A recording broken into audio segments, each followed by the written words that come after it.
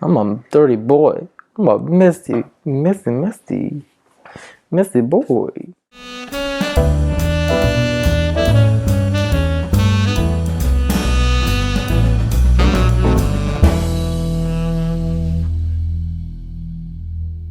Hi everyone, welcome back. It is Cade over here at Plant Boy. If you are new here, please consider subscribing or liking this video if you enjoy the content.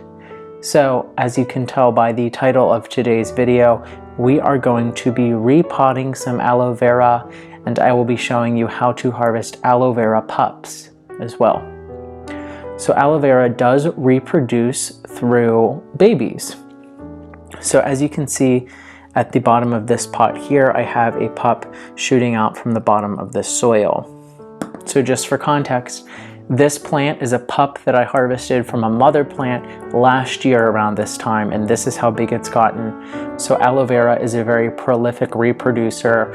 If you buy one, I would not recommend buying more than one because you're probably not going to need it. With some patience, you can definitely make more aloe vera very, very quickly. What you're going to need to repot your aloe vera is a pot that is one size up. If you are in a 4-inch planter like such, I am going up to a 6-inch planter. If it is in a 6-inch planter, move it up to an 8-inch planter. In addition, I'm going to actually use this planter here for the pup. So I will show you how I take care of that. And then to repot, my soil medium here is a cactus mix. What I mean by that is that it is a compost mixture with a lot of perlite and a very high sand content as well. That's going to promote drainage and make sure that no water is sitting around the root of the aloe plant. This is a desert plant that has a ton of water storage in its thick succulent type foliage. So that is an indication that we need to make sure we are not overwatering our aloe because it does have a surplus of water already. So I'm going to go ahead and get started here. I'm just going to pull this guy out of its pot, and we can see, whoops, we can see that it is getting pretty root bound in here. For certain plants, being root bound is not a huge deal, and if you don't want a plant to get extremely large, you definitely do not have to repot it. However, I enjoy repotting. If you have general repotting questions, I do have a video entitled Repotting 101 that I will have pop up here at this little eye icon.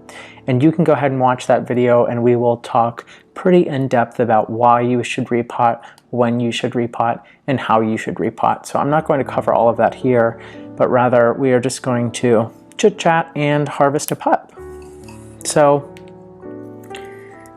aloe is really cool in this way. Other plants do this as well. Snake plants reproduce through pup production. What other plants do that? The ZZ plant is rhizomal. What other plants have pups?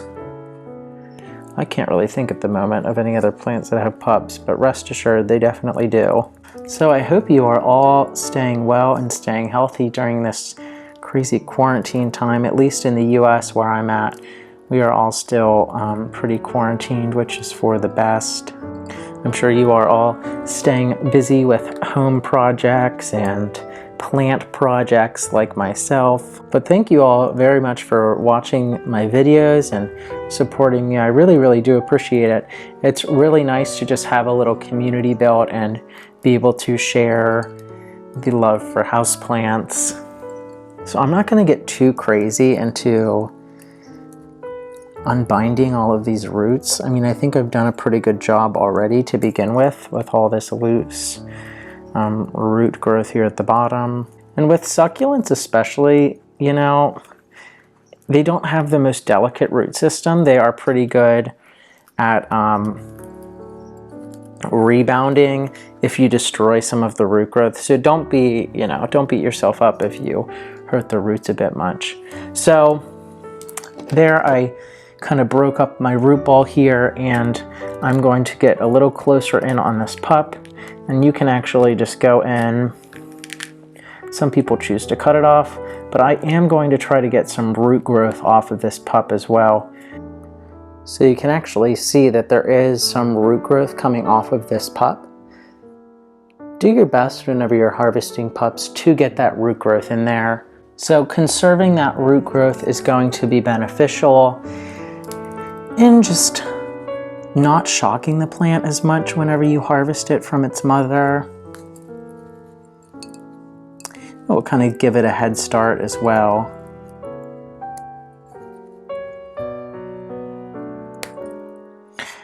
And there we go. Some people use scissors. I just snagged the guy right off. It shouldn't be a big deal. But now we have a little aloe pup. So I'm going to put this plant into its larger home here. And as I mentioned in my repotting video, it is sometimes beneficial to keep some of that old soil because it has a microbiome built up that the plant is already established to. So it kind of prevents as much root shock, and it can also just kind of get a healthy, familiar level of bacteria built up in the soil that the plant is, familiar with already. So I will take new soil and mix it in with some of the old soil that it's used to. Find the appropriate depth.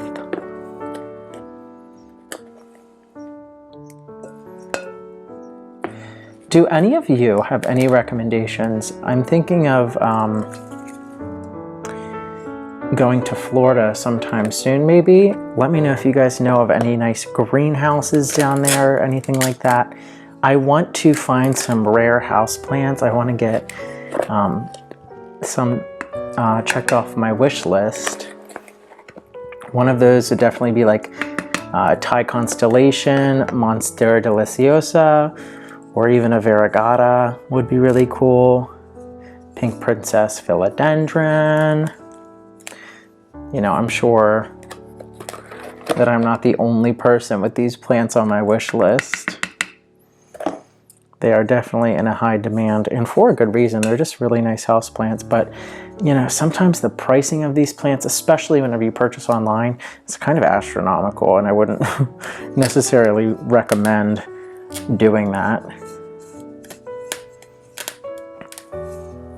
Okay, so the mother plant here is nice and repotted.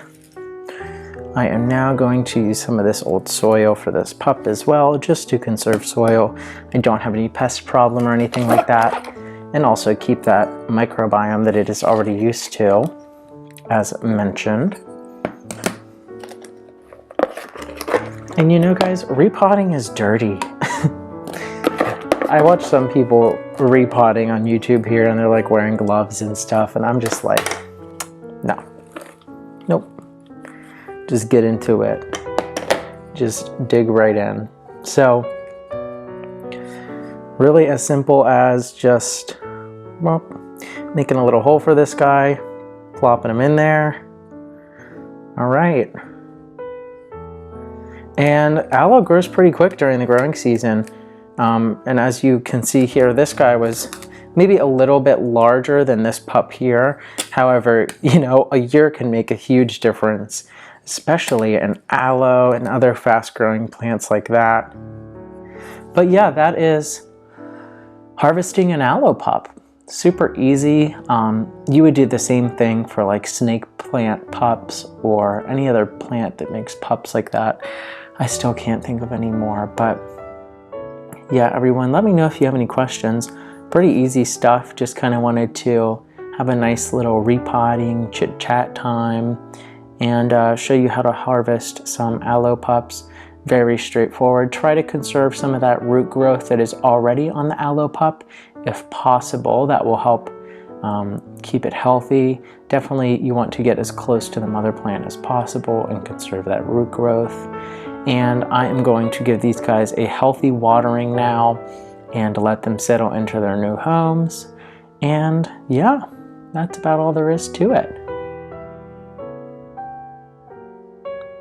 All right, everyone. I will see you in the next video. Thank you all so much for watching. Bye-bye.